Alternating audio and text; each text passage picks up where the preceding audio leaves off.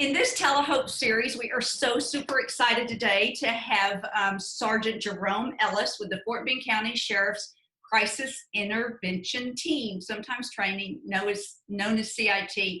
Welcome, welcome, Sergeant Ellis. We're so excited to Hey, see you today. thank you for having me. It's an honor and a pleasure. Of course, of course. Well, we want to get quickly and dive into some great information, but tell us a little bit about CIT. CIT, it's a focused initiative as a response to our community plan for a guided effort of communicating with persons that have that experience mental illness, and it's a focused law enforcement response to those that may be experiencing a mental health crisis. And what it does is it diverts somebody from the criminal justice system to the mental health system. So there are about three main prongs of how we do that traditionally, but I connected with this team almost 3 years ago. Yeah, 3 years ago. And there were many amazing men and women that went before me in, establishing the groundwork of how this thing works. So it's a bit complex in Fort Bend County, but it took a lot of partners and some special people, visionaries, to establish this team and to bring it to where it is today. Right. Well, we're super honored to be part of that team. We serve as one of Yeah, many partners and as the exclusive autism educator for the CIT program. So we that's know right. firsthand how valuable it is, what good you all do in the community. So share with us a little bit about, I guess, what impact it is now having not only in the autism community, but at the community at large. Well, in the community at large, we took our time to do a few things. Reduce stigma by increasing awareness, not just with the community, but with the officers. Also, we took the time to gain trust. And that was a very big component of what we needed to do. So there were some ground level things that took place. We used different uniforms. We kind of have a more relaxed uniform. Our vehicles are different, so there's a visual difference in how we respond to calls. We partner with every municipal agency in Fort Bend County, even the school district police officers. So we partnered with them in their efforts, our local mental health authority, and Fort Bend County Behavioral Health Services. So what we would do is meet people like you and others that had, special focuses. And we didn't just, meet with the leaders, but we met with the families. We met with those persons that had been affected by law enforcement encounters with family members. So I've noticed, their acceptance, and our administration is amazing. They let us forge forward into continuing in these talks, not just with the mental health community or the great need in our community for a response, but even with those individual families. So we built a follow-up piece. Once we encounter someone, we actually go and follow up with that family or with that person, that individual on the back end to make sure that things are going well. Yeah. And you had shared it a little bit with me prior. We were talking about how even the dispatchers now are being trained, not only members of law enforcement, but your entire administrative staff, I believe. Is that?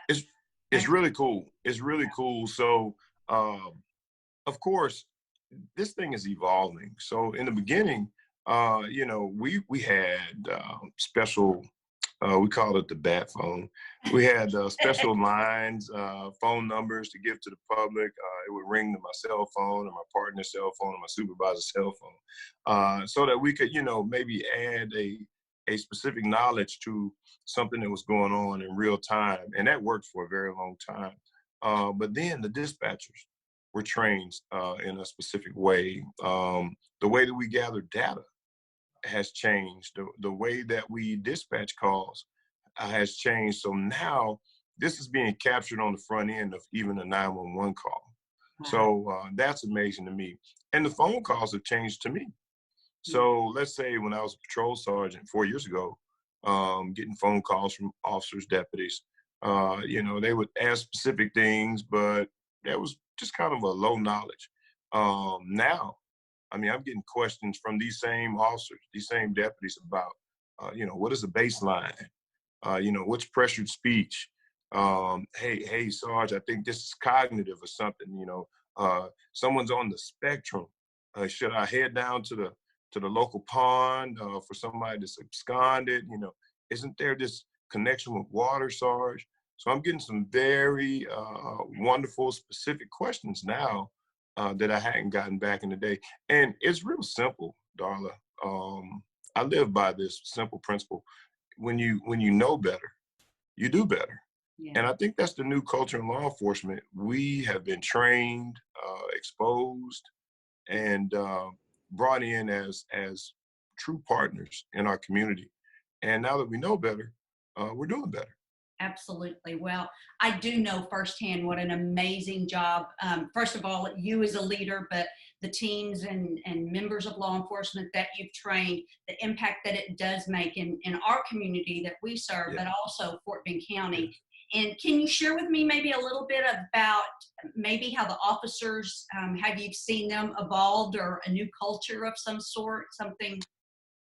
I would say that there is a new culture in law enforcement and policing. Again, like our administrator, we have a 10-person men and women team and CIT team with 2 supervisors and a manager. And the training that we have was applied to, I believe it's right at 99% of the patrolmen and women that we have in our patrol division. Yeah. So that culture has changed because there was a longing for the information of how to build rapport with someone that has communication barriers. How do you build a relationship, not just gain compliance? How do you build a relationship with a family where they have an adult who has, some of the mental capacity of a child? What do we do in this instance instead of just taking them to an emergency room?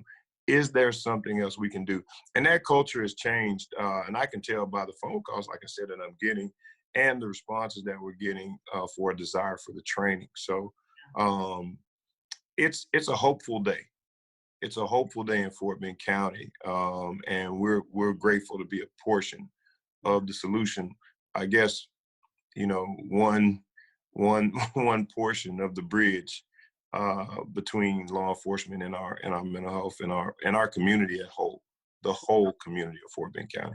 I agree with that, and I can again attest to the value that the force brings to the community and to those that we serve. And just, I know you've got to get back out there. I know, especially during this time right now, but appreciate you greatly that taking the time today to speak with us, share with us, and we can learn from it. And I think the bridge, like you said, that bridge has been bound by communities and law enforcement, and excited to see it progress along with you in leadership. So Sergeant Ellis, thank you again for your time. We appreciate it. Take care and be safe. Be safe. Thank you so much. Blessings to you. You as well. Bye-bye. Bye-bye.